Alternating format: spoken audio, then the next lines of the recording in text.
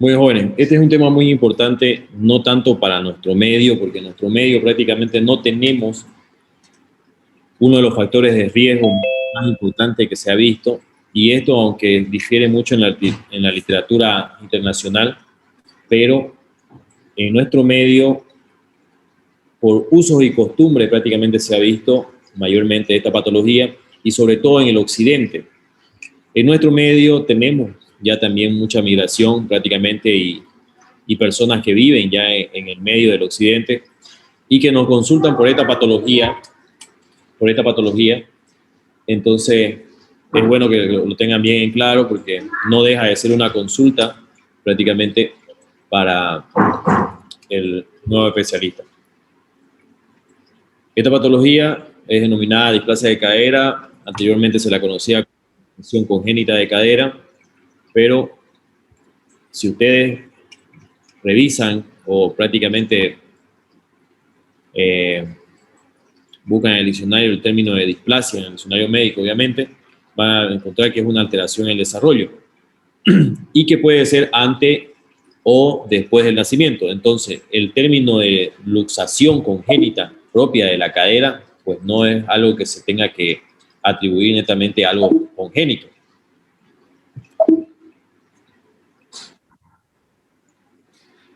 En cuanto a definición, la displasia de cadera antiguamente, ya lo decíamos, conocida como luxación congénita de cadera. Actualmente se prefiere el término de displasia, ya lo decíamos, carácter evolutivo y de aparición ya sea antes o postnatal. Antes, ¿por qué? Porque con una buena ecografía ya se puede determinar si existe o no una alteración en el desarrollo tanto del acetábulo como de la parte femoral.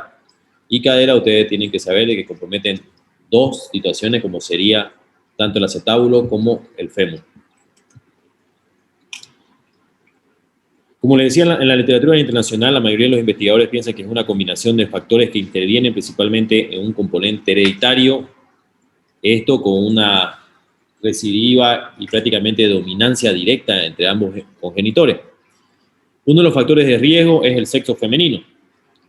Familiar, prácticamente, que tenga por el lado de la madre una alteración en la cadera, o en este caso una displasia de cadera, va a tener una dominancia prácticamente en el nuevo ser. Padre y madre con antecedente, pues 100% el antecedente que va a desarrollar una displasia nuevo ser. Pero otro de los factores prácticamente que, como les mencionaba, que no está descrito en la literatura es el uso y costumbre, el término de cuando los papás prácticamente los envuelven a los niños, comúnmente denominado tamalear al niño, ya como si fuera un niño envuelto en un tamal, pues prácticamente se realiza un método por favor.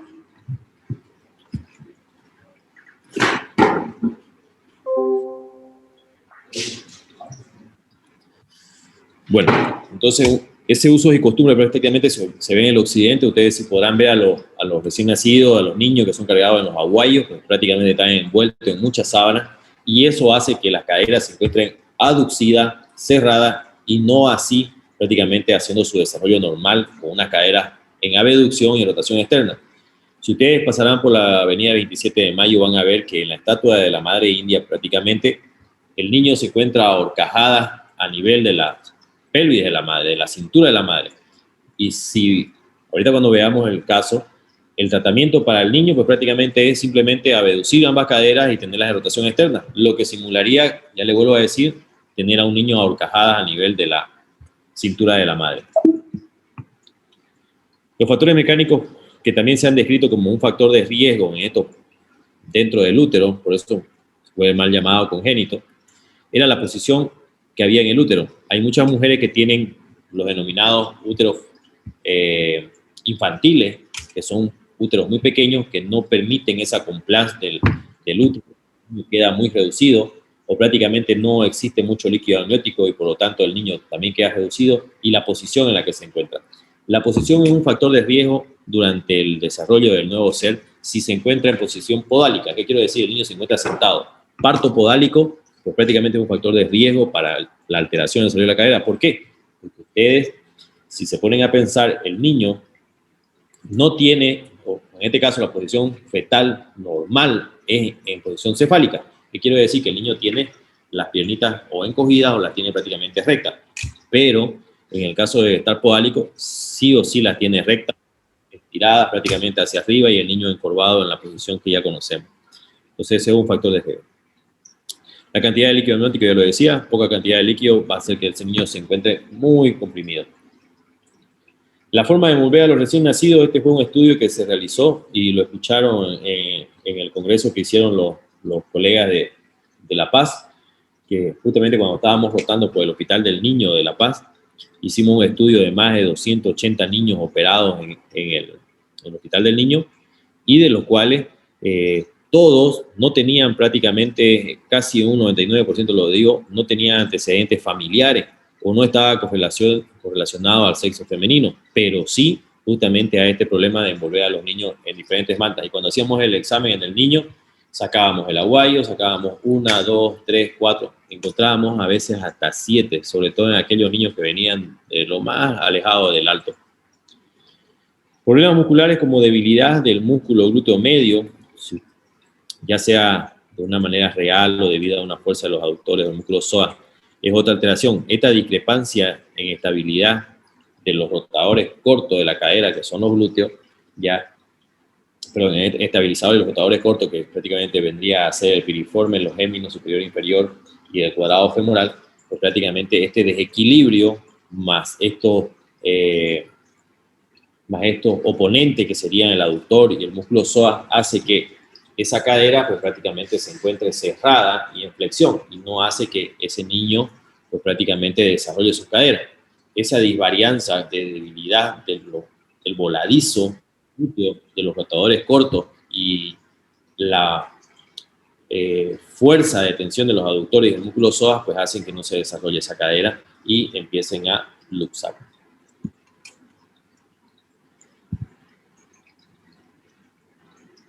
Entre las generalidades de todo lo que se ha hablado, siempre existe un antecedente, como lo decía, de familia, que prácticamente hay que ir a investigar para tener en claro prácticamente que lo que va a desarrollarse en cuanto a ese niño. Y estos niños generalmente no se acompañan, no son con una alteración simplemente. ¿Qué quiero decir? Si tienen ya un niño con un antecedente de cadera o no han diagnosticado el antecedente de cadera, tienen que saber de que esta patología viene acompañada. Generalmente son con pacientes que tienen las llamadas tortícolis o prácticamente deformidades en los pies, como podemos ver ahí, los pies Sambo, los pies Clubfoot o prácticamente los pies equinocabovaro, como son llamados también.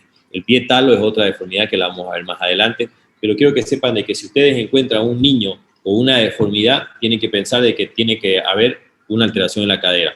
O han diagnosticado o han recibido prácticamente un niño con alteración de la cadera, pues ustedes tienen que ir a buscar otra deformidad, por ejemplo, por tortícolis, ese niño tiene que verle muy bien la cabecita, o tiene que ir a ver los pies. Generalmente, a simple vista, hay pies como los que tenemos en la imagen de arriba, hay pies que no son tan notorios y uno cree que es por la posición del niño, que encoge, que patea, pero si ustedes ya tienen alteración, tienen que ir a buscar y examinar a ese niño por todo lo que ya ustedes van a ir viendo.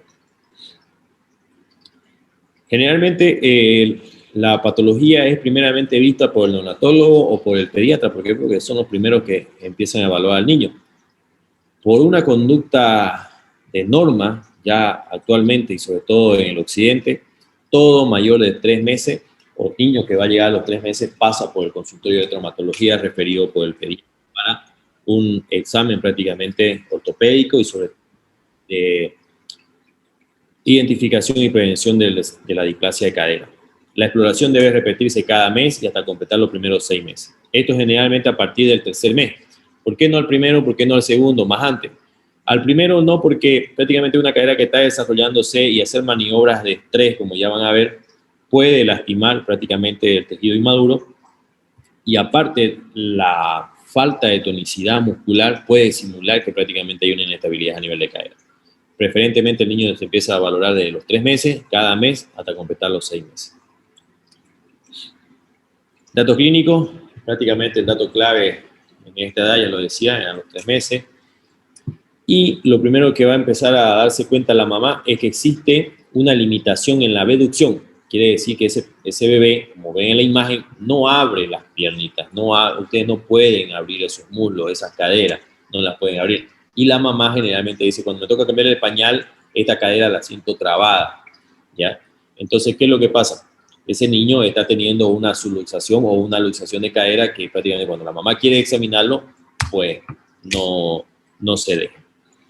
Y normalmente un niño, si ustedes realizan estas maniobras de abducir, de rotar externamente las caderas, el niño se encuentra tranquilo, no lo lastiman. Generalmente hay niños que son un poquito aburridos, eso sí lloran, digamos, pero no es un dolor, no es un llanto de dolor, porque esto, ustedes ambas rodillas pueden incluso hacerlas topar a ambos lados de la camilla de exploración. Ustedes pueden abrir al niño como si fuera un libro y topar ambas rodillas al mismo tiempo y el niño no va a gritar.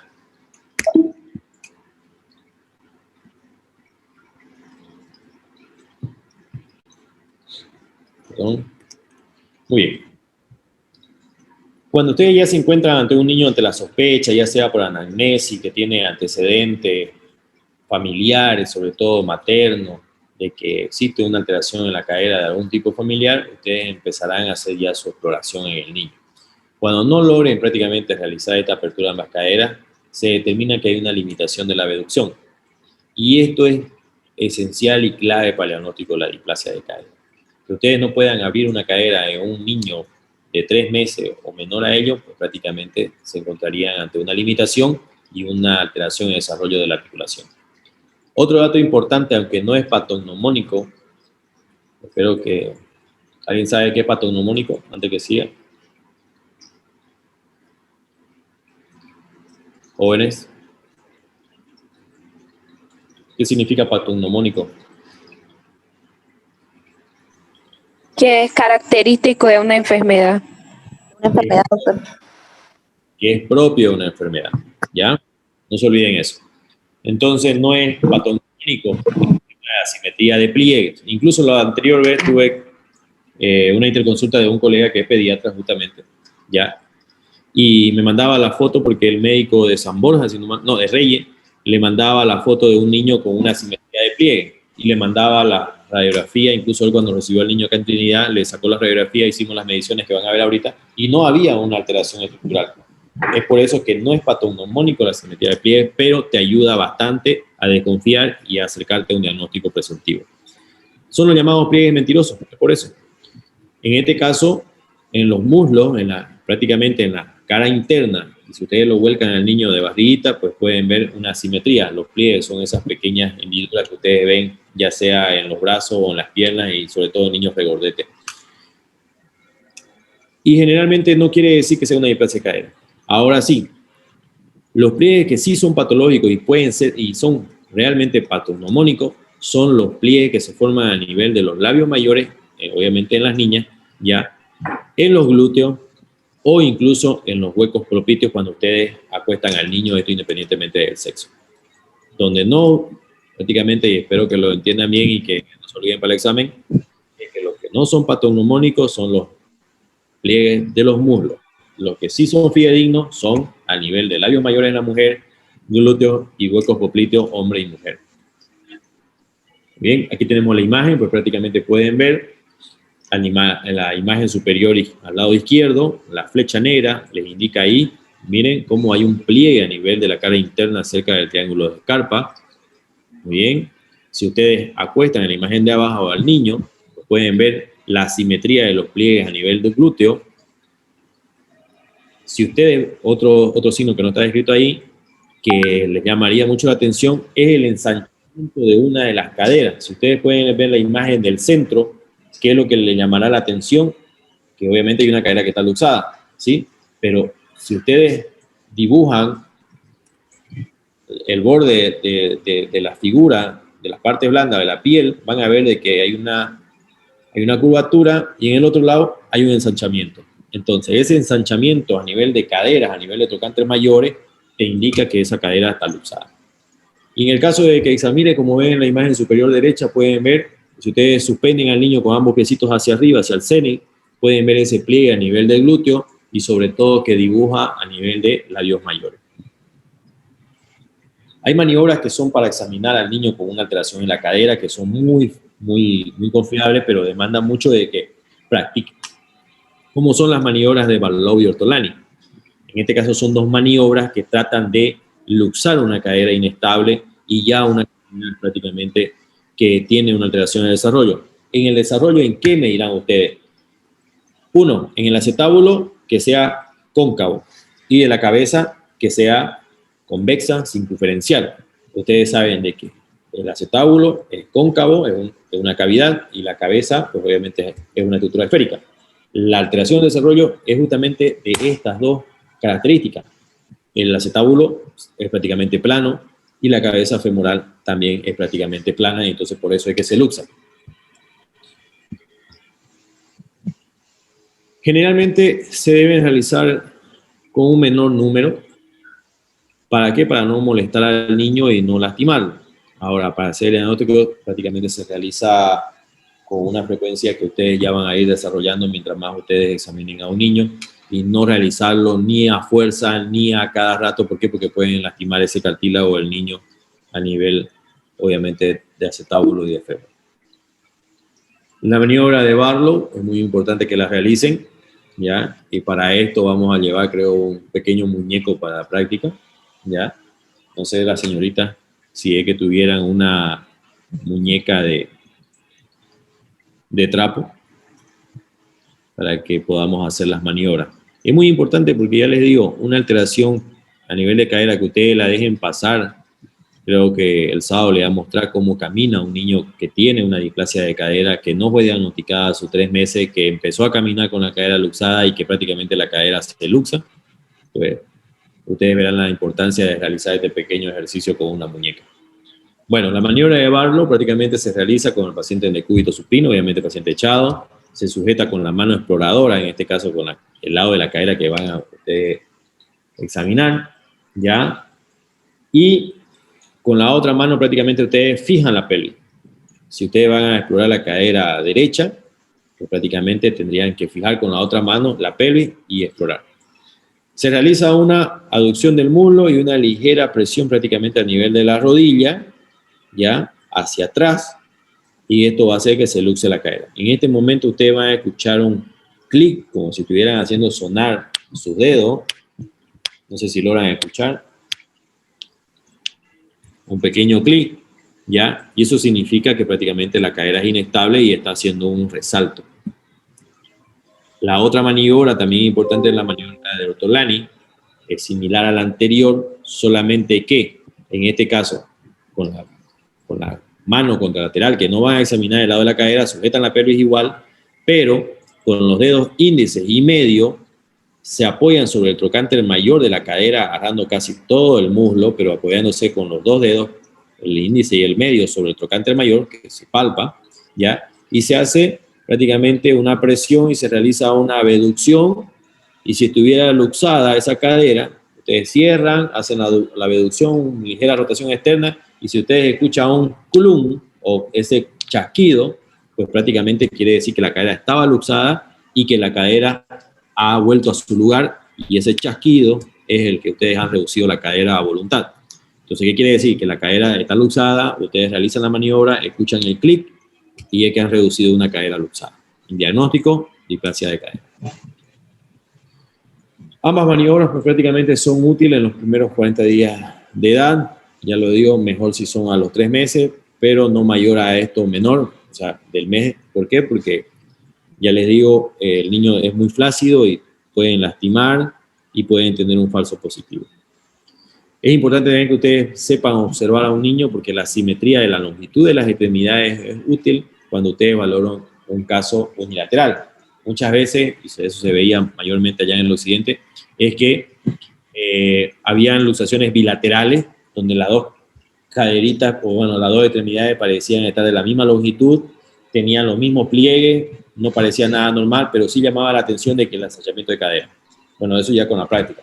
Pero si van a ver la simetría de extremidades, tienen que saber que una cadera es la que está comprometida. La extensión de las extremidades inferiores se observará prácticamente el acortamiento, eso significa la displasia de cadera. Hay un signo muy positivo que es el signo de Alice o la Galeazzi, que prácticamente hacen que ustedes lo echan al niño como están viendo, ya con las rodillas flexionadas, los piecitos apoyados prácticamente de la camilla, ¿no? Apoyados, las rodillitas hacia el cenit, ¿ya? Y se observa, como están viendo ahí, la altura de ambas rodillas. Y como pueden ver, ese desnivel de la rodilla, en este caso del lado izquierdo, pues es el que la cadera está luxada. ¿Por qué está más descendida? Porque obviamente la extremidad está cortada, la cadera está ascendida, está hacia la pelvis y por eso no tiene la misma longitud que la otra extremidad como ven en el lado derecho. Perdón.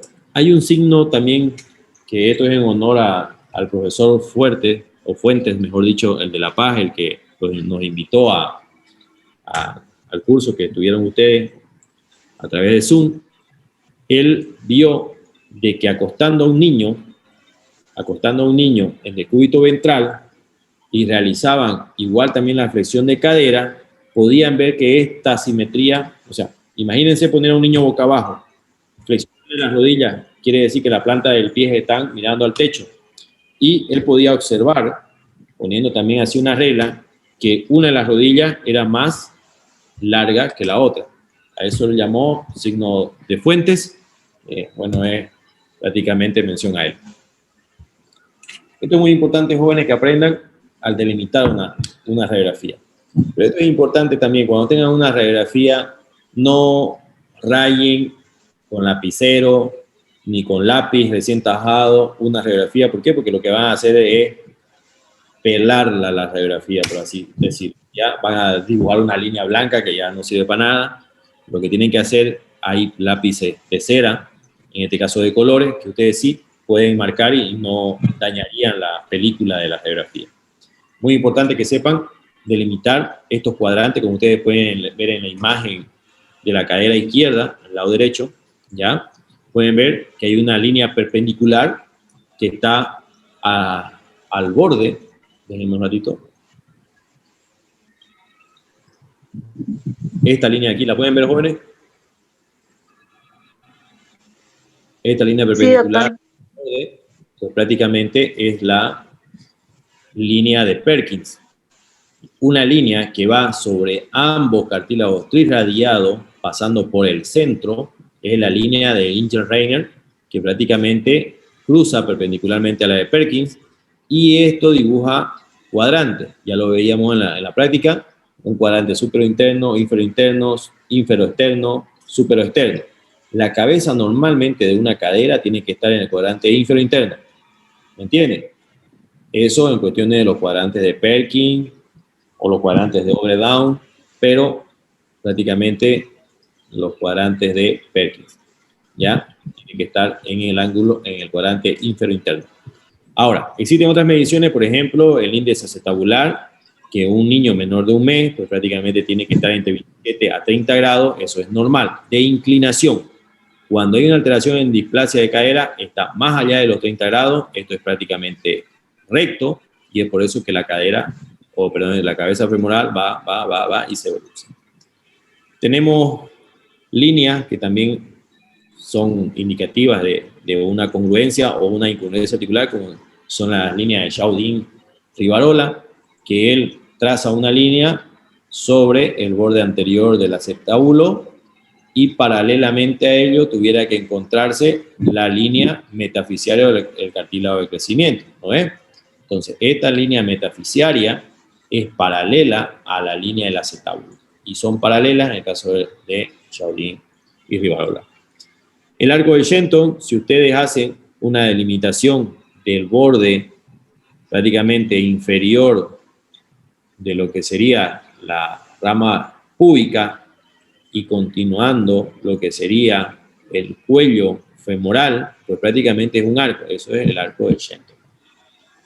Con estos jóvenes ustedes pueden delimitar tranquilamente una displasia de cadera. Espero que... Ahora, el tema de la altura de la metáfisis en cuanto a la línea de Ingelheim, pues prácticamente no tiene que ir bueno, tiene que ser menor de 8 y 12 milímetros. Si esto se encuentra disminuido, ¿qué quiere decir? Que la cadera se está luxando hacia arriba y hacia afuera. Muy bien. Aquí podemos ver una cadera prácticamente ya alterada. Si pueden ver ustedes, hemos visto, miren, cómo el índice acetabular pues no parece tener 30 grados, está totalmente parado, esto casi son 45 grados, a diferencia del contralateral.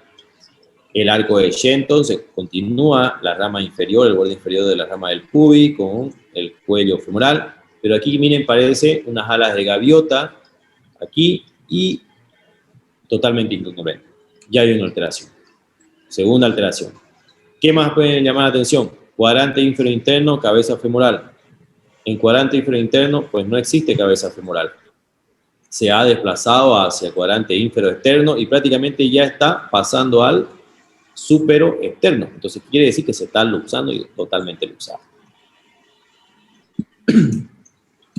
Muy bien. Tratamiento, pues, les digo yo a ustedes, si ustedes recuerdan la imagen de la estatua de la madre india, un niño montado en la cadera de la madre, sobre la pelvis de la madre. Es por eso que generalmente en nuestro medio no tenemos displasia de cadera, porque los niños de temprana edad son puestos a horcajadas en la cintura de la madre. Y si ustedes ven el tratamiento es con el arnés de Pavlik, simplemente hacer una abducción y mantener en rotación externa de la cadera, prácticamente mayor a los 3 meses, diagnosticada de los 3 hasta arriba de 6 meses, se puede usar el arnés de Pavlik. Como vemos aquí, la férula de Felka, o prácticamente el cojín abductor, la férula abductora, pues se usa cuando el niño ya es mayor de los 6 meses. ¿Por qué no uno y otro antes? ¿Por qué? Porque el niño, con el arnés de Pavlik, que ha demostrado por muchos estudios, mantiene prácticamente abducida y en rotación externa a las caderas del niño. Si ustedes pueden ver, sujeta el dorso, sujeta y asciende desde el tobillo y sujeta los pies.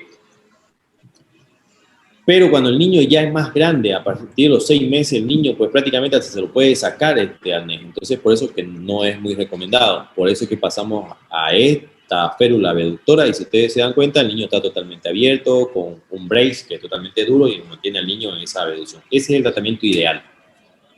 Y esto es lo que debería hacerse obviamente a temprana edad, porque después una displasia de cadera jóvenes es para toda la vida, es un paciente que claudica, que cojea, que habrán visto mucho quizás en la calle, nunca más una cadera normal, ni siquiera con una prótesis. Aquí podemos ver el tratamiento de lo que se haría con justamente un arnés de Pavlik. Pueden ver de que uno de los signos, por ejemplo, es que si pueden ver ustedes la cadera derecha en la imagen superior izquierda, van a ver que hay una pequeña sombra que es el núcleo de osificación primario de la cabeza humeral. Esa pequeña sombra ven al centro y en el otro pues prácticamente no existe. Una vez colocado el arnés de Pavlik y el control prácticamente al mes que se hace, ustedes pueden ver de que ya aparecen las sombras, esto en la imagen superior derecha, pueden ver que aparecen sombras a nivel, aquí tenían, cuando se diagnosticó, una sombra del núcleo de osificación de la cabeza femoral, en el otro no existe, esta prácticamente es displásica, también displásica, miren esos acetábulos totalmente rectos, planos, casi redondeados. Y cuando ya se empezó a usar el arnés de Pavlik, mire cómo ya va cavando prácticamente, va haciendo cóncava la articulación y empiezan a aparecer las osificaciones en el núcleo femoral. Este es el principal signo que te dice que estás bien tu tratamiento. Miren cómo ya es más convexo, a diferencia de lo que era antes. Las cabezas femorales ya están en mejor consolidación. Y prácticamente, miren, un control pasado, miren, casi 11 meses con el uso de arnés de Pavlik, con el uso de la férula abductora. Miren, cabezas femorales evidentes, con cavidades evidentes.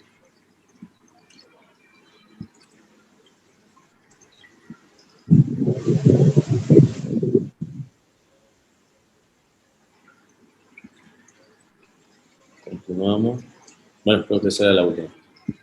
Bueno, jóvenes, ¿alguna pregunta sobre el tema de displasia de cadera? A mí me conforma de que ustedes sepan de que una displasia de cadera se diagnostica por líneas como la de Hiller-Reiner y la de Perkins, con ángulos como el índice acetabular, que tiene que ser menor de 30 grados, que sepan hacer las líneas de Chaudin-Rivarola, que puedan trazar el arco de Shenton y hacer este diagnóstico.